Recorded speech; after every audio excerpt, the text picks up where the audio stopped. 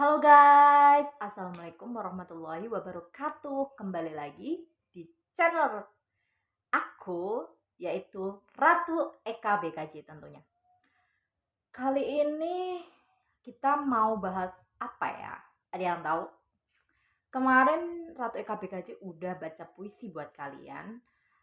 So, hari ini aku mau kasih konten yang berkaitan tentang psikologi. Yap, bener banget, kita bakal monolog, kita bakal sharing gitu terkait tentang psikologi. Khususnya untuk kali ini kita akan membahas tentang quarter life crisis. Check it out.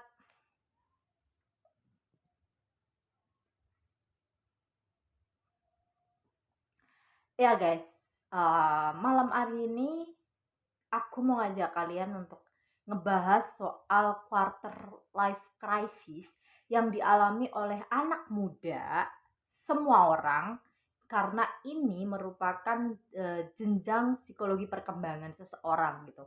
Yang biasanya ya rentang yang akan dialami itu usia-usia sekitar 25 ke atasan. Bisa jadi ini secara penerapannya ya untuk setiap personalnya itu akan berbeda.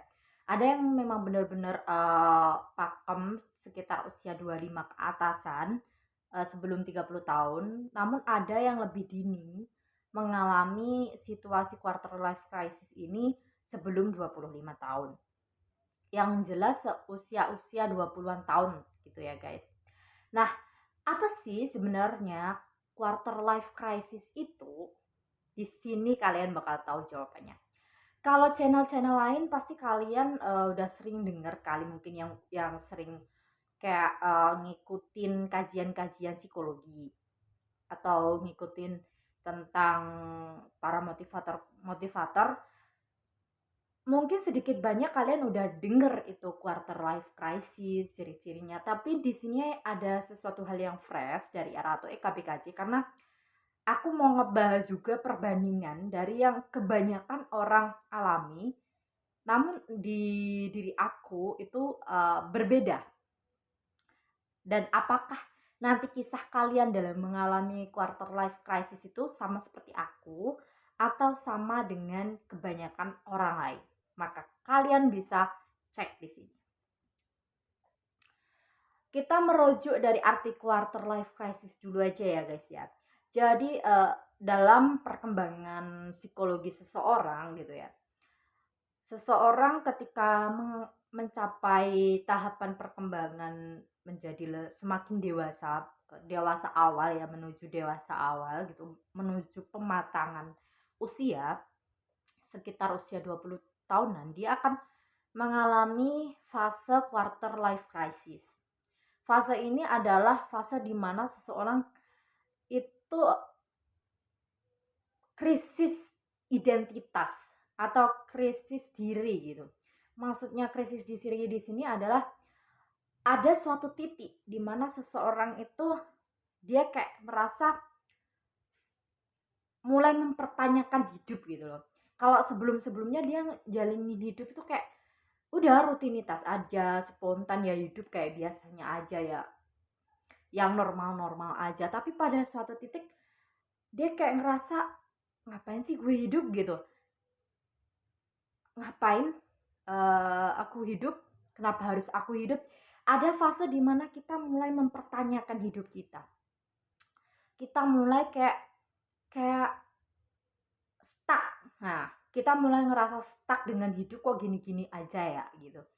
Terus kayak mulai merasa apa sih tujuan hidup itu.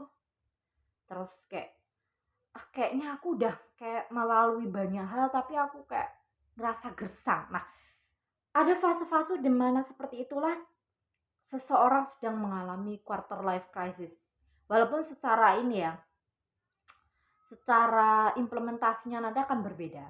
Tapi indikator dari diagnosisnya ini adalah quarter life crisis itu seorang tersebut tuh mulai kayak ngerasakan kehidupan yang gak seharusnya gak gini, atau kenapa harus gini, atau kayak semacam fase dimana dia mulai kayak resah lah gitu, dia kayak mulai resah.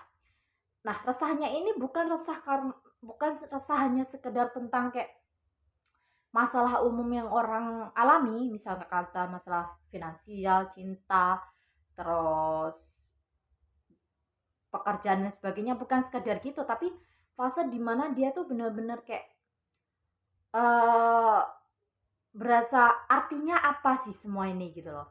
Nah, itu dimana fase kalian mempertanyaan dirimu gitu, identitasmu, apa yang kamu mau, tujuan hidupmu gitu, panggilan jiwamu. Nah, itu fase dimana seseorang semakin matang menuju tahap berikutnya. Dalam fase ini ada beberapa indikator, salah satunya adalah mempertanyakan tujuan hidup. Mulai bertanya, asal dari mana kita hidup? Gitu. Kita mulai berfilsafat gitu. Kok aku selama ini tuh sama Allah dikarunia hidup tuh kenapa ya? Allah kan milih aku untuk hidup di dunia ini gitu loh. Merasa apa sih tujuan hidup? Masa gini aja gitu. Ada yang dari pertanyaan ini dia nanti akan menjawab bervariasi. Nah, dari jawaban-jawaban inilah nanti ketika dia menuju tahapan yang lebih dewasa lagi, jalan yang akan dia lalui itu akan sesuai dengan jawaban dia. Misalnya nih, ketika dia menanyakan asal aku dari mana, kalau jawaban dia cenderung religius, terus sesuai dasar keislaman gitu, dia pasti akan menjawab asal diri kehidupan kita ini adalah dari sesuatu yang tak terbatas, tentunya yaitu sesuatu yang tidak serupa dengan ciptaannya, tidak serupa dengan alam semesta ini, di luar keterbatasan yang ada di sini. Karena ini nanti akan ada awal dan ada akhir. Berarti kenapa dari mana kita, itu berarti dari Allah gitu. Nah, tujuan kita apa? Kalau dari Allah pasti nanti akan jawabannya, tujuan kita adalah kembali ke Allah gitu. Karena dunia ini fana. Makanya kita di sini dari Allah, kita akan tujuannya kembali ke Allah. Nah, maka dari jawaban dua ini dia akan ada pada titik di mana bersikap. Nah, bertindak. Sikap dia tentu akan berhubungan dengan sesuatu kategori tindakan, sikap, keputusan yang pasti merujuk pada tujuan ini, yaitu ke Allah gitu. Nah, ini kalau jawaban dia religius. Kalau jawaban dia nanti itu dari fase life crisis ini, dia nanti itu cenderung materialistik. Misalnya, dia mulai mempertanyakan hidupnya, aku tuh dari mana ya? Misalnya dia, oh aku nih, dia menganggap dari kera gitu, terus bermetamorfosis, kemudian menjadi manusia dan sebagainya, dan nanti akan kembali menjadi hancur. Nah, orang-orang yang pada fase ini dia menjawab yang cenderung materialis gitu ya, dia akan mengambil keputusan dalam hidup dia pada tahap dewasa berikutnya, yaitu sesuatu yang selalu diukur yang ada hubungannya dengan materi. Materi di sini bisa berupa uang, bisa berupa benda dan sebagainya. Sesuatu yang menurut dia nggak menguntungkan pasti tidak dilakukan gitu. Jadi fase usia di tahapan quarter life crisis ini tuh sangatlah ini, apa namanya guys, sangat rentan gitu. Kalau sampai kalian salah menjawab di fase ini akan mempengaruhi tahap usia berikutnya. Karena jawaban kamu akan menentukan langkah, sikap, tindakan, keputusan kamu dalam bertindak.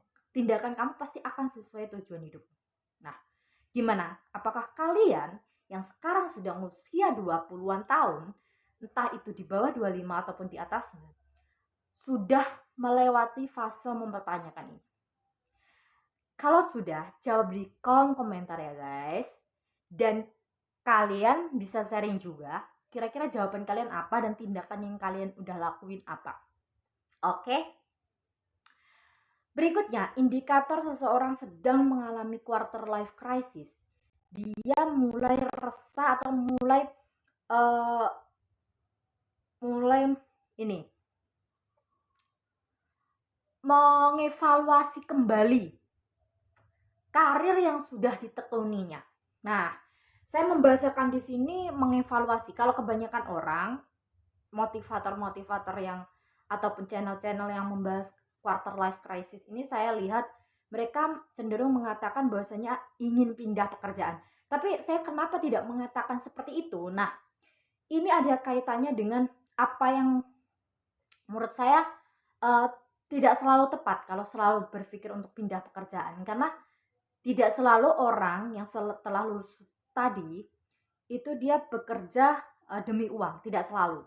Nah, ini bakal saya ceritain tentang kisahku gitu guys. Nah, makanya aku ngatain bahwasanya ya ada hal yang berbeda dari segi teori dan apa yang saya alami. Nah, kalian nanti yang mana?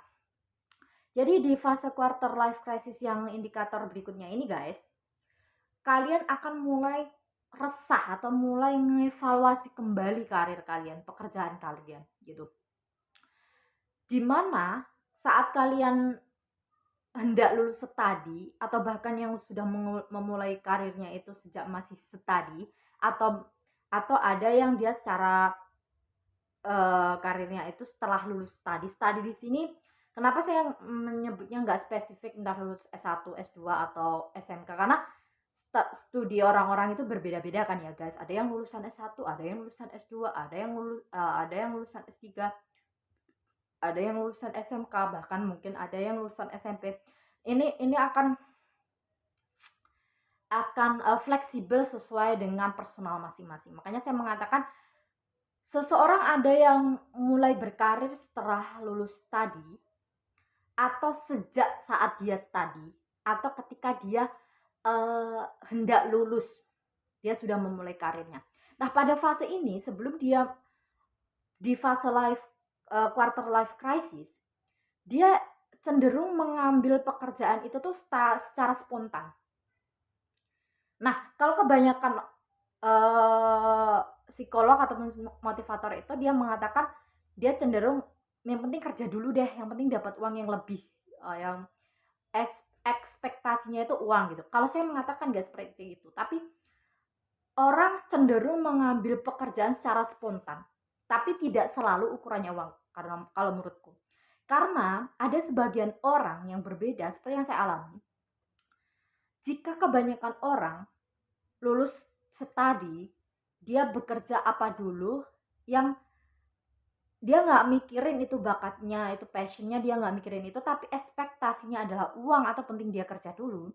Baru di usia 25 tahunan ke atas dia baru sadar, oh ternyata aku nggak suka sama pekerjaan ini bukan bakatku, ini bukan passionku. Kebanyakan mungkin ya seperti yang dikatakan para motivator-motivator itu seperti itu. Lulus misalnya nih, lulus kuliah atau lulus SMK langsung kerja apa, yang penting dapat uang atau dapat pekerjaan. Setelah dia 25 tahun ternyata dia kayak nggak nyaman, nggak enjoy ngerjain pekerjaannya, nggak enjoy, merasa nggak berkembang, merasa kayak ogah-ogahan, merasa kayak apa ya, kayak bukan passionnya. Nah, dia mulai pengen out dari pekerjaan yang lama dan mencari jati dirinya dalam berkarir. Dia mulai mencari passion di usia 25-an ataupun di usia setelah dia mengalami quarter life crisis. Nah, ini kebanyakan orang mungkin seperti itu, memang benar. Kebanyakan orang seperti itu. Nah, tetapi ada sebagian orang yang berbeda seperti yang saya alami. Saya itu alhamdulillah sejak kuliah tuh udah memulai karir yang sesuai passion. Jadi sejak kuliah tuh saya aktif di dunia literasi. Jadi sejak kuliah tuh saya udah kayak aktif nulis buku juga, kayak baca puisi, diundang baca-baca puisi gitu, terus ikut nulis antologi juga. Intinya yang berkaitan dengan dunia nulis lah kebanyakan. Sama dunia speaking, kayak diundang ngisi motivator, ngisi baca puisi, kayak jadi ketua umum gitu kan ya. Pidato yang nggak jauh-jauh dari dunia leader, speaker, sama writer lah gitu.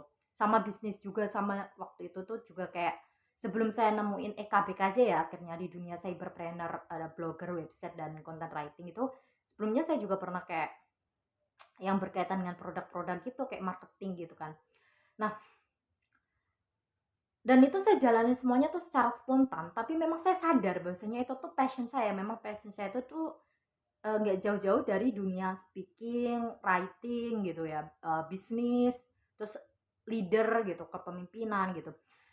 Itu tuh saya pahami betul, yang intinya yang semakin merucut itu di semester akhir itu saya sudah nerbitin 2 buku, buku Membusuk di Dalam Surga dan Aku Adalah Bunga Kaktus.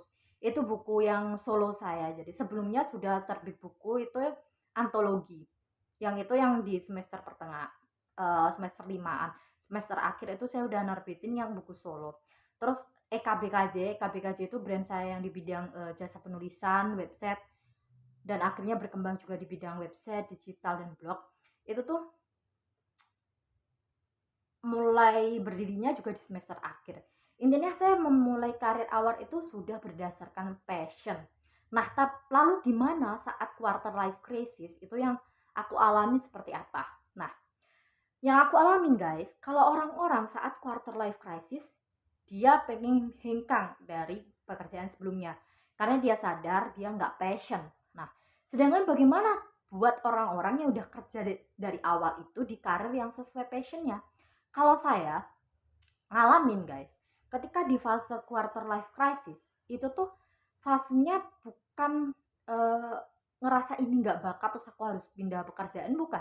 Tapi aku mengalami situasi di mana aku ngerasa kok karirku cetak ya gitu, ngerasa kayak gini-gini aja ya gitu, kayak ngerasa aku kok bosen ya, kayak berasa kayak mengalami kebosanan. Tapi bukan berarti nggak suka ya guys. Kalau kalau merasa ini nggak passion itu kan berarti nggak suka atau nggak bakat juga gitu.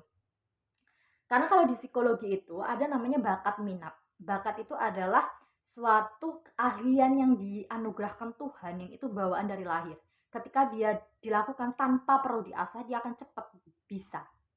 Sedangkan kalau minat di apa sesuatu hal bidang yang dia sukai, yang dia bisa tapi harus perlu effort. Ya kayak perlu latihan yang lebih terus. Jadi dia memerlukan tahapan ataupun proses untuk bisa pada bidang tertentu itu lebih lama, butuh effort dibandingkan dengan bakat. Nah, yang saya alami gitu, karir sejak awal itu tuh saya udah passion, minatnya udah ada, dan juga bakatnya udah. Nah, ketika saat usia 20, kalau waktu itu saya mulai ngalamin itu di usia 25-an tahun gitu ya. Fase yang saya alamin itu adalah bukan merasa nggak bakat atau merasa nggak passion, itu enggak, tapi fasenya saya merasa bosan. Nah, ini tantangan terbesar. Apakah kalian juga pernah ngalamin quarter life crisis?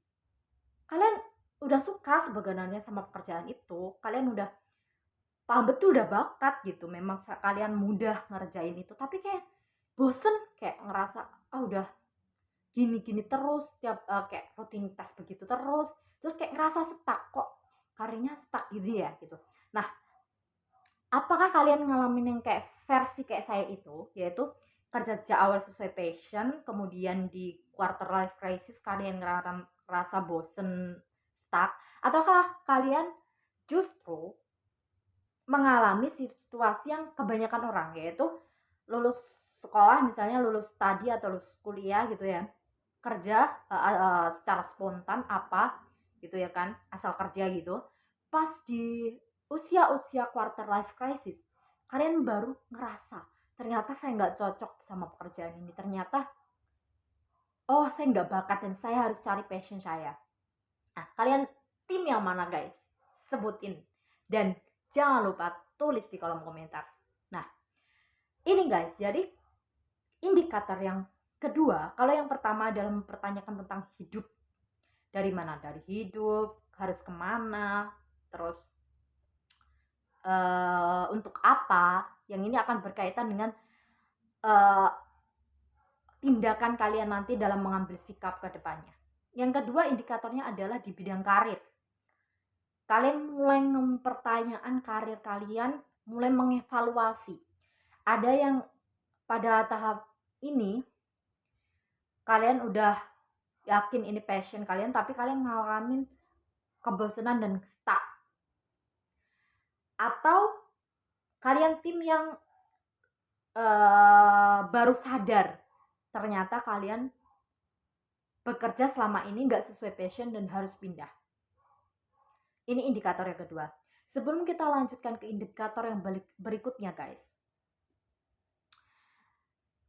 Di sini kita bakalan kayak refleksi bareng-bareng gitu ya, kayak evaluasi.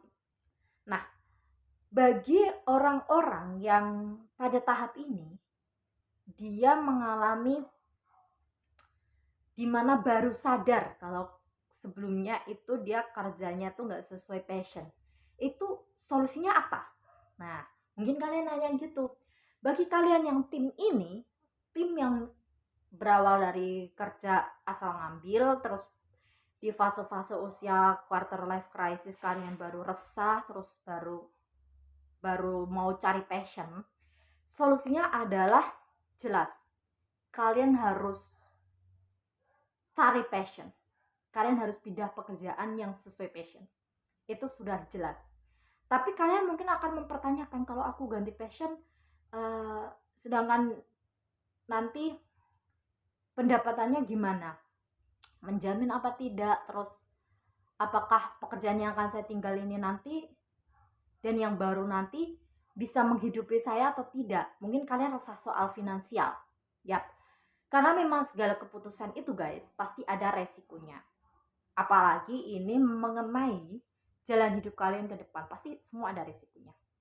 Kalau menurut analisisku, guys, kalau kalian benar-benar memang mantap tujuannya untuk pengen cari passion, ya berarti memang mau nggak mau resikonya seperti apa, kalian harus cari itu passion kalian. Kalian harus benar-benar mempertanyakan lagi sesuatu yang kamu ngerjain tuh gampang banget, terus ngerjain tuh dengan suka itu apa. Setelah kalian udah temu tuh sesuatu yang kalian kerjain cepat, gampang, dan kalian suka, berarti itu passion kalian. Kalian harus mulai nih ngembangin skill yang berhubungan passion kalian. Kalian bisa otodidak, belajar sendiri, ngembangin, praktekin sendiri. Misalnya nih, kalian baru sadar, oh aku ternyata gampang banget itu kalau yang berhubungan dengan writing, tentang nulis, ya berarti kalian harus kayak mulai nulis apa, nulis artikel, nulis cerpen. Terus setelah kalian udah bisa nih skill ini, kalian juga bisa kembangin dengan kayak ikut webinar, ikut komunitas. Kalian cari komunitasnya, misalnya komunitas literasi kayak FLP, atau komunitas blogger misalnya, atau komunitas apa gitu ya. Atau mungkin bakat kalian, setelah kalian renungin apa, coba-coba, ternyata praktek yang paling cepet itu ngelukis misalnya, ya oke, kalian kembangin praktek terus ngelukis, terus kalian ikut webinar, ikut komunitas pelukis dan sebagainya. Baru setelah skill kalian berkembang, berarti kan belum ninggalin kerjaannya sebelumnya kan, guys, karena kalian kan belum publish nih karya. Nah, kalian kalau sudah punya karya, jangan cuma disimpan. Ingat ya, jangan cuma disimpan doang dengan alasan gak pede, insecure. Kalau kalian cuma simpen doang, ya gimana kalian bakal mewujudin impian kalian untuk bisa berkarir sesuai passion gitu. Kalau orang lain aja, masyarakat aja atau audien aja nggak kalian lihat, mana bakal menjual karya kalian gitu.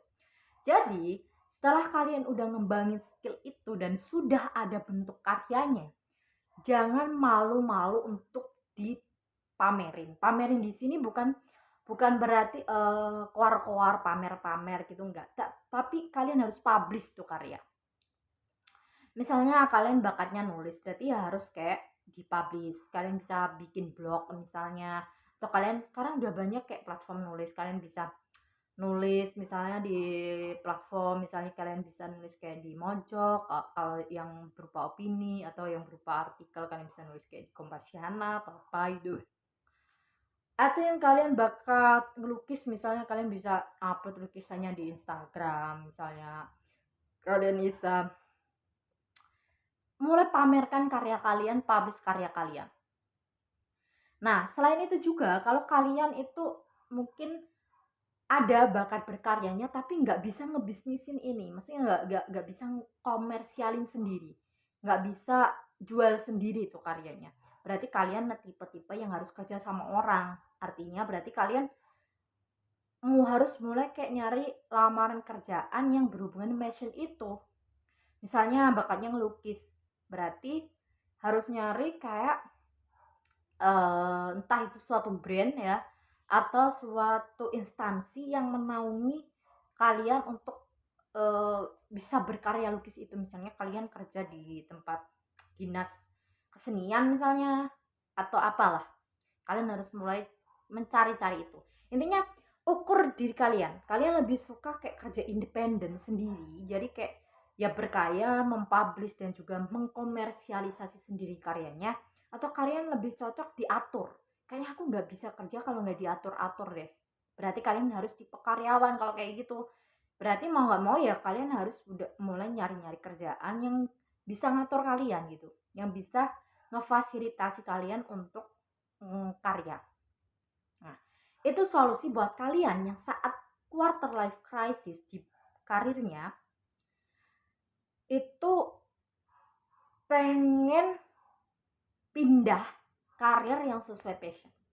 Tapi bagi kalian yang ngalamin quarter life crisis karirnya itu kayak versi aku, yakni dari awal udah bekerja berkarir sesuai passion.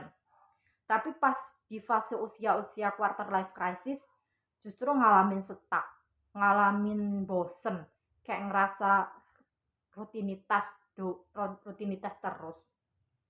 Solusinya apa dong? Nah, di sini kita saling sharing. Kalau kalian punya ide, kalian bisa tambahin ya guys.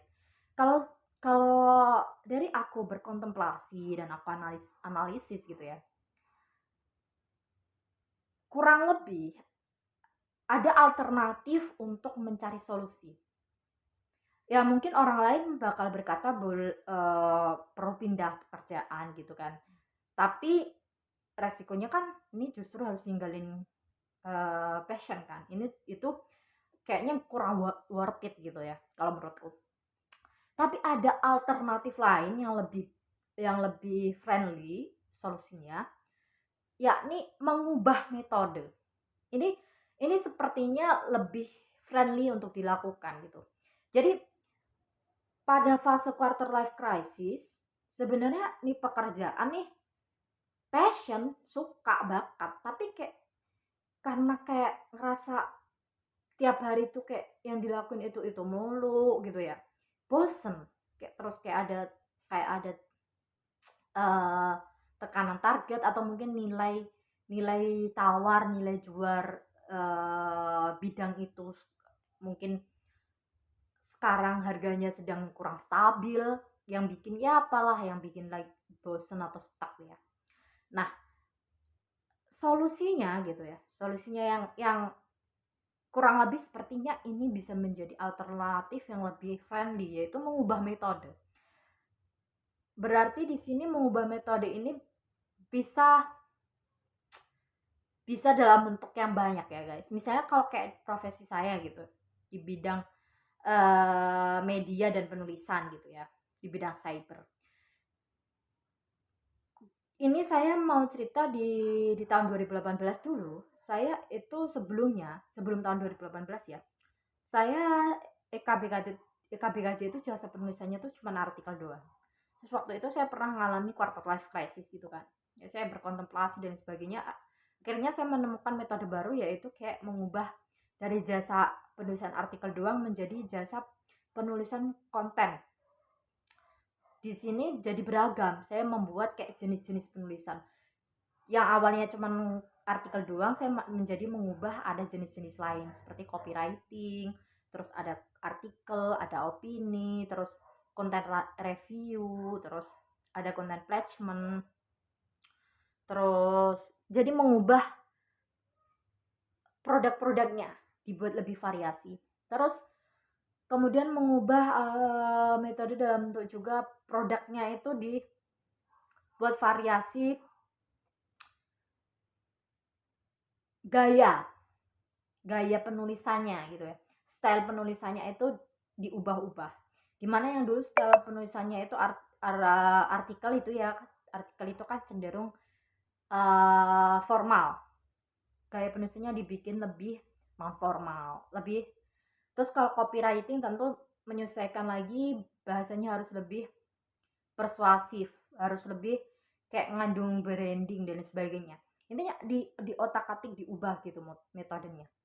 Nah, dari segi platformnya, yang dulu saya sebelumnya cuma menggunakan sosial media, kayak cuma gunain Facebook kayak gitu ya.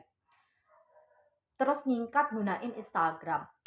Berikutnya ningkat bikin blog, berikutnya ningkat bikin website. Jadi diubah-ubah gitu. Nah, akhirnya saya kayak terus mencari-cari feel-nya gitu. Intinya ketika kita pada fase ngalamin stuck, ngalamin resah, itu kita harus kayak pinter-pinternya mencari suatu view yang bisa bikin kita feel gitu, yang bisa bikin kita kayak semangat lagi, antusias lagi gitu. Nah ini saya juga barusan di usia 25 tahun kemarin, 2 tahun yang kemarin saya juga baru pernah sempat ngalamin kayak situasi quarter life crisis gitu lagi. Itu ya saya coba cari-cari feel lagi gitu, kayak dikembangin ke dunia backlink gitu kan, content placement. Terus ternyata speaking juga bisa nih kayaknya dihubung-hubungin gitu kan sama dunia cyber gitu. Makanya saya juga ini mulai mulai ngembangin YouTube juga, dan kayak uh, mulai bekerja sama dengan apa ya namanya sama kelompok lain gitu, ya kayak masuk ke parpol, kayak masuk ke komunitas untuk jadi untuk kolaborasi, misalnya jadi jubirnya, juru bicara ya, atau misalnya jadi kayak pembicara di channelnya dan sebagainya. Intinya ketika kita mengalami quarter life crisis karir yang dimana itu kita sudah passion, cuman kita bosen dan stuck, itu kita harus otak atiknya terus, itu ubah metode terus sampai kita cari dapat feel-nya itu di mana gitu. Ya walaupun ini bukan sesuatu pekerjaan yang gampang ya guys ya. Maksud maksud aku maksud aku apa? Jadi kita mengubah metode itu bukan berarti menjadi sebuah solusi yang pakem. Artinya di sini setelah kita mengubah metode ini terus kita langsung 100% seumur hidup kita semangat terus, karir kita langsung melejit terus gitu. Enggak, karena memang fluktuatif. Pasti ada situasi naik turunnya. Nah, itu pasti itu mau nggak mau natural gitu ya terjadi. Artinya solusi di sini bersifat solusi yang lebih friendly untuk diambil. Oke, sudah 2 indikator yang disebutin. Tapi sebelum kita ketiga, aku pengen balik lagi, loncat lagi ke yang poin pertama tadi ya guys. Cuman mau ngingetin bahwasanya untuk quarter life crisis pada indikator mempertanyakan kehidupan kalian, mempertanyakan tentang kehidupan kalian, pastikan kalian menjawab itu secara berhati-hati banget. Pastikan kalian menjawab, jangan bertentangan antara otak, hati, dan naluri, ya kan? Dan juga sikap. Kalau di psikologi itu ada namanya kognitif, afektif, dan rasa sama. Kalau itu ada akli, akal, ya kan? Kolbu atau hati, terus ruh kita gitu, dan juga badaniah kita, jasad kita. Jadi jasad di sini yang dimaksud adalah tindakan. Itu pastikan kalian benar-benar menjawab terkait quarter life crisis kalian di dalam kehidupan, tentang dari mana kita hidup, kenapa kita hidup, kita harus ngapain, kita nanti akan kembali di mana gitu. Pastikan kalian menjawab itu sinkron gitu, terintegrasi. antara otak, hati, ruh, dan tindakan. Bagaimana cara mengintegrasikannya, guys? Nah, ini kalian tidak boleh mengambil keputusan berdasarkan nafsu atau ego atau emosi. Tapi kalian harus benar-benar kayak ngebandingin berbagai hal. Ya kalian mempelajari tentang keagamaan kalian juga. Misalnya kalian Islam, kalian juga mempelajari tentang segala hal yang berbentuk pertanyaan ini pada kajian Islam. Kalau dalam kajian Islam itu ada di kajian tasawuf, ada di kajian filsafat, ada fikih sebenarnya juga ada. Cuman kalau di fikih itu jawabannya cenderung kaku gitu dan apa adanya gitu. Intinya kalian harus mengkaji berbagai hal yang akan menjawab pertanyaan itu, dan itu jangan langsung ditelan mentah-mentah. Kalian harus bandingin lagi. Nah, di samping lain kalian juga harus melihat kajian-kajian lain yang menjawab pertanyaan kalian ini dalam hal sisi non religius. Artinya jawaban-jawabannya sekiranya itu cenderung sosialis, misalnya cenderung umum atau iptek dan sebagainya. Itu jawabannya apa sih terkait tentang pertanyaan mengapa kita hidup, dari mana kita hidup, kita akan kemana, kita harus ngapain. Nah, selain itu juga pertanyakan pada diri kamu, tanya juga ke kamu tuh sebenarnya maunya apa sih? Tanyain pada dirimu sendiri. Namanya adalah self talk. Nah, dari semua itu kamu harus mengkombinasikan. Kira-kira dari kombinasi itu mana yang benar-benar ngejawab banget untuk kamu jadiin tujuan hidupmu, panggilan hidupmu, dan kamu jadiin sebagai langkah kamu nanti hidup berikutnya. Oke guys. Oke, kalau gitu kita akan ke indikator berikutnya. Pada quarter life crisis ini, di indikator yang berikutnya kalian juga akan mulai ngerasain ini. Fase-fase tahap kamu mulai berdewasa itu kamu akan merasain namanya kesepian. Kesepian di sini artinya gini, kayak kalian berteman itu tuh udah nggak, kalau dulu mungkin kalian bersahabat, berteman itu tuh apa ya, kental banget lah gitu ya, mau kemana-kemana bareng ini. Tapi ketika kalian udah di fase quarter life crisis ini, kan kayak ngerasa lalu lalang aja gitu, temenan, sahabatan ya udah datang pergi gitu.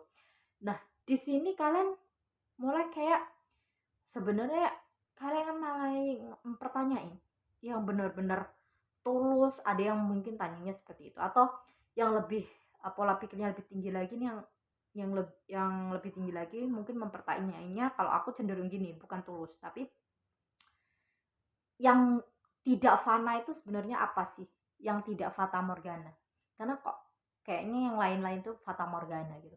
Nah, cara bertanya orang akan berbeda-beda sesuai dengan pengalaman dan keilmuannya masing-masing. Ada yang bertanya, kok ini sebenarnya nggak cuma teman aja ya guys, kayak semua orang, mungkin keluarga, saudara, terus orang tua, temen, semuanya kayak kalian ngerasa kayak apa ya, fase dimana kalian tuh ngerasa kayak ada yang mungkin yang pola pikirnya instan lagi, mungkin yang mikirnya kok kayak kalau ada kepentingan doang ya, kayak dimanfaatin ya, kayak cuma butuh doang. Nah, ini bagi orang-orang yang pola pikirnya negatif. Nah, ini pola pikir yang tidak baik. Nah, seharusnya bagi orang-orang yang punya pola pikir kayak terkait dimanfaatin atau pola pikir ini harus mulai dirubah di fase quarter life crisis ini. Di fase quarter life crisis ini kalian harus bisa mulai mengubah pertanyaan itu yang lebih positif. Kalau bagi saya ya, akan lebih bagusnya kalian akan mempertanyakan itu apa sebenarnya yang tidak fana, apa yang tidak fata morgana. Artinya adalah apa sih sebenarnya itu yang abadi, yang selalu secara konstan terus bersama kita, itu sebenarnya apa. Nah, di fase di sini intinya kita kayak ngerasa sepi lah, kita ngerasa sendiri gitu. Orang yang jawabannya dia tepat, tidak egois dan dia kayak benar-benar merenungkan segalanya, kalau saya akan cenderung mengarahkan Anda untuk berpikir bahwasanya semua hal yang ada di dunia ini gitu, semakin kita dewasa pula kita akan semakin sadar bahwasanya semua itu tuh fana, semua itu fata morgana, nggak ada yang abadi. Pasti lalu lalang, datang pergi, dan itu akan terjadi seperti itu setiap manusia. Sama seperti kita juga. Kita secara nggak sadar mungkin ya, kita mungkin nggak ada niat nggak baik gitu, tapi secara nggak sadar mungkin kita ke teman kita misalnya, kita dianggapnya kok dia datang pergi cuman pas kayak lagi ada kepentingan doang gitu, padahal aslinya mungkin kita nggak kayak gitu. Nah, maksudku gini, jadi intinya manusia itu pasti secara tidak sadar itu melakukan apa terhadap manusia lain itu yang tidak diharapkan. Nah, itu artinya ketidakpastian manusia itu di situ, guys. Jadi manusia tuh pasti ngalamin situasi-situasi yang secara tidak sadar, baik itu sebagai pelaku ataupun sebagai sebagai bukan korban deh bahasanya apa ya, sebagai objek, entah itu sebagai objek, itu pasti pernah melakukan hal-hal yang itu sifatnya gak abadi seperti itu, fana, atau sifatnya seperti kayak oportunis gitu. Aslinya sebenarnya nggak ada niat buruk, cuman ya secara spontan manusia pasti gitu, kadang baik kadang enggak, kadang kadang empati kadang enggak, ya pasti kayak gitu, nggak ada yang nggak mungkin. Nah, pada orang-orang yang merenungi, mendalami, refleksi diri makin dalam, dia akan ketemu Tuhan, dia akan ketemu sama Allah gitu, dia akan ketemu sama sesuatu yang tidak terbatas. Bahwasanya memang menyadari bahwasanya manusia itu ya terbatas dan pasti melakukan hal-hal fana itu, hal-hal fata morgana itu. Jika kalian pada tahap quarter life crisis mempertanyakan tentang kesepian diri ini, itu kalian menjawabnya secara tepat, menjawabnya adalah bahwasanya yang selalu bersama kita itu adalah Allah, yang selalu bersama kita itu adalah Tuhan yang Maha Esa gitu. Kalian akan menemukan ketenangan diri yang sejati. Kalian akan menemukan kayak dimanapun kalian berada itu nggak resah. Kalian akan menemukan fase di mana kesepian, kesendirian kalian itu sebenarnya berduaan sama Tuhan gitu. Nah, intinya di fase ini kalian perlu menjawab secara berhati-hati perjalanan ini. Oke, sudah 3 hal ya guys. Tadi apa? Kita kembali ke awal dulu ya. Tadi indikator yang pertama mempertanyakan lagi tentang hidup atau tujuan hidup, dari mana hidup dan sebagainya. Intinya tujuan hidup lah. Yang kedua, mempertanyakan atau resah mengevaluasi tentang pilihan karir. Terus yang ketiga, resah terkait kesendirian. Karena di fase ini kita akan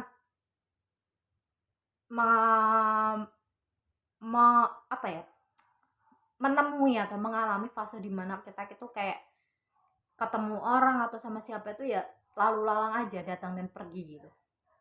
Nah, ini kalian perlu menjawabnya itu secara tepat seperti yang saya bilang tadi. Indikator yang keempat, seseorang yang mengalami quarter life crisis itu adalah kayak merasa lelah, merasa kayak sebenarnya nggak ada masalah tapi tuh kayak murung gitu, kayak bad mood, tapi nggak ada masalah. Pernah nggak kalian ngalamin itu? Ada topik pembahasan lain yang berhubungan dengan burnout, kelelahan mental. Nah, sebenarnya ini kalau dikaitkan dengan quarter life crisis, ini sebenarnya fase dimana kamu tuh belum menemukan dirimu yang sesungguhnya gitu. Kamu masih krisis diri gitu. Kamu masih di situasi dimana diri krisis diri gitu, quarter life crisis gitu, Mas Yan. Jadi kalian akan ngalamin dimana sebenarnya nggak punya masalah, sebenarnya nggak sedang ada masalah sama siapa-siapa, terus juga nggak ada beban apa-apa, tapi kayak ngerasa hidup apa ya, bisa dikatakan jenuh, bisa mungkin ada yang ngalamin dikatakan bad mood gitu, bisa nggak mungkin kayak kayak nggak antusias, kayak putus asa atau bingung. Nah, ada orang lain dalam versi lain ada yang kayak bingung, bingung dengan hidupnya gitu. Nah, ini di fase ini, fase ini kita harus menganalisis jiwa kita gitu. Kita harus kayak suple untuk ngejaga mental itu tuh harus kuat. Kita harus kayak benar-benar ngejaga kesehatan mental kita. Artinya di sini kita harus mulai ngediagnosis pribadi. Sebenarnya kenapa sih aku kok kayak apa ya, kayak kehilangan diri gitu, kayak gak ada masalah tapi kok kayak murung, kok kayak ngerasa jenuh, kok kayak bingung, kayak apa. Nah, ini harus benar-benar dianalisis. Sebenarnya ini tuh nggak jauh-jauh balik sama pertanyaan di awal sebenarnya guys, tentang tujuan hidup. Tapi ada orang lain juga itu tuh pertanyaan ini itu ada yang lain juga, mungkin ada yang berkaitan dengan masalah lagi mengalami masalah finansial, atau mungkin ada yang mengalami tentang masalah asmara, misalnya pengen nikah tapi kok belum datang jodoh misalnya, atau mungkin ada yang mengalami soal finansial mungkin, atau yang sedang mengalami kayak tadi karir, ternyata karirnya nggak cocok gitu. Tapi ada juga yang mengalami nggak ada masalah sebenarnya, hidupnya itu tuh sebenarnya sudah berkelimpahan, udah finansial udah, terus pasangan udah, terus misalnya juga kayak karir udah sesuai passion, tapi hidupnya boring aja gitu, bingung. Bahkan aku pernah nonton di channel lain, ada seorang yang di fase quarter life crisis, waktu itu siapa ya, dia itu sebenarnya waktu itu pas lagi kaya-kayanya dan juga sudah punya istri, punya anak, dia karirnya dan di puncak-puncaknya, tapi dia ngalamin bener-bener kehidupan yang lagi bosen banget. Tiba-tiba dia memutuskan untuk meninggalkan karir, bukan meninggalkan ya, apa ya, break. Kalau meninggalkan kan ditinggal sepenuhnya gitu kan, bukan break. Dia break dengan karirnya, dengan interaksi dengan keluarganya, apa dia memutuskan untuk menyendiri, cuman pengen apa namanya, pertanyaan hidupnya itu, dia memutuskan ke luar negeri untuk refresh. Intinya dia cuma pengen sendiri kan ke beberapa bulan. Aku pernah nonton di channel siapa ya, aku lupa, dan ternyata ketika di sana dia nemuin teman-teman yang seumuran dia yang sama, dia datang ke sana tanpa tujuan yang jelas hanya karena dia bingung.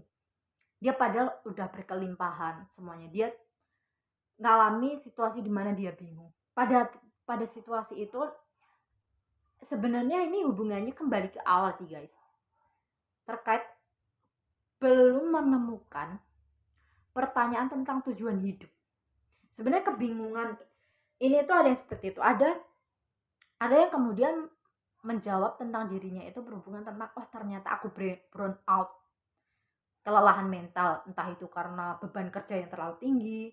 Benar dia berkelimpahan, misalnya ya uangnya udah banyak, udah ini, udah sukses, tapi ternyata dia beban kerjanya itu terlalu tinggi yang nggak ada waktu refreshing ya kan, dan dia burn out. Ada yang seperti itu, ada yang setelah dia benar-benar merenung, berkontemplasi, menyendiri, ternyata dia menemukan Tuhan gitu. Dia menemukan Tuhan yang sejati, dia menemukan kedekatan yang spiritual yang benar-benar intens dengan Allah gitu, dengan Tuhannya gitu. Jadi di fase ini kalau aku saranin, memang keputusan yang tepat kalau kalian udah ngalamin benar-benar di fase yang udah benar-benar apa ya, mentok banget lah boringnya, kalian harus memutuskan sejenak ya, terkait berapa bulannya atau berapa tahunnya ya, ini nggak ada ukuran, kalian sendiri yang bisa mengukur. Intinya kalian perlu sendiri banget ya, nggak harus ke luar negeri juga sih guys, tapi kalau aku sendiri sih pernah ngalamin itu. Aku memutuskan untuk uh, me, apa ya, memblokir semua kontak yang aku kenal, entah itu semuanya keluarga, teman, saudara, semuanya, dan memutuskan untuk sendiri benar-benar. Kalau aku waktu itu tujuannya bukan untuk ini ya, bukan nggak, kalau yang aku pernah tonton di YouTube itu dia kan bingung nggak tahu tujuan. Kalau aku nggak, kalau aku tuh malah gini, aku pengen benar-benar membuktikan bahwasanya Allah itu benar-benar akan jamin kita 100% gitu, sesuai janjinya bahwasanya Allah lah yang akan mengatur hidup kita gitu, yang menjamin rezeki kita, yang akan bersama kita gitu, sekalipun kita sendiri nggak kenal sama siapa-siapa. Nah, pada aku pernah membuktikan itu. Jadi aku pernah ke suatu kota dan aku bener-bener lost kontak sama semua orang yang aku kenal, baik itu keluarga, orang tua, temen, sahabat, semuanya aku bener-bener lost kontak. Aku bener-bener blokir sementara lah. Aku bener-bener cuma pengen berdua sama Allah gitu. Aku pengen bener-bener ngebuktikin banget kalau bener-bener itu yang selama ini secinta itu tuh emang Allah gitu. Dan ternyata Masya Allah banget, luar biasa banget, la haula wala quwata illa billahil azim, tidak ada daya dan upaya selain dari Allah. Itu benar-benar janji Allah. Kalau kita benar-benar mantep, udah benar-benar beriman betul gitu ya, kita benar-benar yakin, kita benar-benar percaya betul, kalau kalian memang masih ragu, pembuktian bahwasanya kita tanpa membawa apa-apa, tanpa kenal siapa-siapa, dan kita pergi ke suatu kota sendiri gitu ya kan, memutuskan untuk lost kontak dengan semua manusia gitu, disitulah benar-benar kuasa Allah itu membuktikan bahwasanya Allah menjamin segala hidup kita, itu real. Dan alhamdulillah saya udah mengalaminya sendiri. Jadi kembali tadi guys, di indikator keempat ini tadi, ketika kalian ngerasa bener-bener yang udah mentok banget, kayak bosen, boring hidup, kayak ngapain sih hidup gitu, kayak apa ya, yang ini kalian harus perlu banget menyendiri dan kalian temuin jawabannya. Di situ nanti kalian pasti akan nemuin jawaban versi kalian. Kalau aku mungkin jawabannya adalah, aku semakin yakin bahwasanya satu-satunya Tuhan yang benar gitu, yang tidak batil, dan itu benar-benar Allah, karena Allah sendiri telah secara logika pun gitu ya, bahwasanya benar-benar Allah itu berbeda dengan ciptaannya yang tak terbatas. Karena kalau dia sama dengan yang terbatas, lalu bedanya apa dengan pencipta dan ciptanya? Nah, secara logika dan juga secara experience, benar-benar membuktikan sendiri bahwasanya janji-janji Allah di ayat Al-Quran itu. Nah, kalau aku waktu di situasi quarter life crisis itu benar-benar memutuskan untuk sendiri, untuk merasakan sendiri bahwasanya kehadiran Allah ini. Tapi kehadiran di sini bukan dalam bentuk zat ya guys. Nanti jangan sampai dipotong, jangan sampai salah paham. Kehadiran di sini maksudnya adalah kuasa-kuasanya gitu. Nah, mungkin nanti ada yang lain yang jawab, oh ternyata aku boring banget, itu tuh cuman burn out doang kok, butuh refreshing beberapa bulan-bulan yang sendiri banget. Ada yang mungkin nanti jawabannya gitu, ada yang mungkin jawabannya cenderung itu yang religiusitas seperti yang aku alami tadi, spiritualitas tadi, yang ternyata benar-benar yang maha segala-galanya, kasih sayangnya yang maha benar-benar selalu bersama kita, yang menjamin hidup kita, yang kita nggak perlu khawatir, itu ternyata Allah gitu. Mungkin ada yang akan jawaban hidupnya itu seperti itu, ada mungkin yang jawaban hidupnya itu, oh ternyata aku selama ini tuh boring, nggak ada jelas, itu tuh karena mungkin kalian ada jawabannya, mungkin misalnya, oh ternyata aku nggak jalanin passionku misalnya. Nah, ini nanti akan jawabannya sesuai dengan versi experience kalian masing-masing. Intinya memang perlu sih. Kalau memang ini situasi, kalau kalian udah mentok banget ya guys, bener-bener kayak boring banget hidup. Kalian memang bener-bener butuh ke suatu tempat sendiri, entah ya ada mungkin yang memutuskan ada yang ke luar negeri, ada yang mungkin yang memutuskan intinya sendirilah, berapa bulan kayak atau 1 tahun kayak, terserah, itu tergantung masing-masing untuk benar-benar nyari jawaban terkait hidup kalian gitu. Oke, tadi udah ada apa lagi guys? Indikatornya ya, kalau kalian sedang ngalamin quarter life crisis itu, kita ulang dari awal dulu ya guys, kita hitung tadi. Pertama, pertanyakan tentang hidup. Kedua, ngevaluasi tentang karir, ya kan? Sesuai, ada yang sesuai passion atau enggak, terus ada yang boring karirnya, perlu diganti metode. Terus yang ketiga adalah fase dimana kalian, kok fase sih, indikator dimana kalian ngerasa sendiri, lalu lalang, datang dan pergi semua orang kayak fata morgana. Nah, keempat adalah indikatornya kalian ngalami situasi boring yang nggak ada sebab, yang udah mentok banget. Nah, kalau kalian ngalamin indikator-indikator itu guys, artinya kalian sedang di fase quarter life crisis. Fase dimana kalian itu krisis identitas dan kalian harus mencari identitas kalian. Kalian harus bertanya langsung, self talk namanya kalau di psikologi itu. Self talk pada diri kalian, tanyain langsung pada diri kalian, mau kalian apa, kalian dari mana, akan kemana, dan sebagainya. Dan kalian memang butuh waktu untuk refleksi, berkontemplasi, untuk menjawab segala pertanyaan-pertanyaan yang ada di diri kalian. Oke guys, ini sharing dari Ratu EKBKC dan juga inspirasi, informasi dari Ratu EKBKC. Bagaimana menurut kalian? Kalau ada yang perlu kalian tambahin, boleh kalian tambahin. Kalau mau curhat juga boleh di kolom komentar. Oke guys, gitu aja kali ini dari Ratu EKBKC. Semoga ini bermanfaat buat kalian semuanya. Dan sampai jumpa lagi untuk konten berikutnya. Oke guys, dah. Wassalamualaikum warahmatullahi wabarakatuh.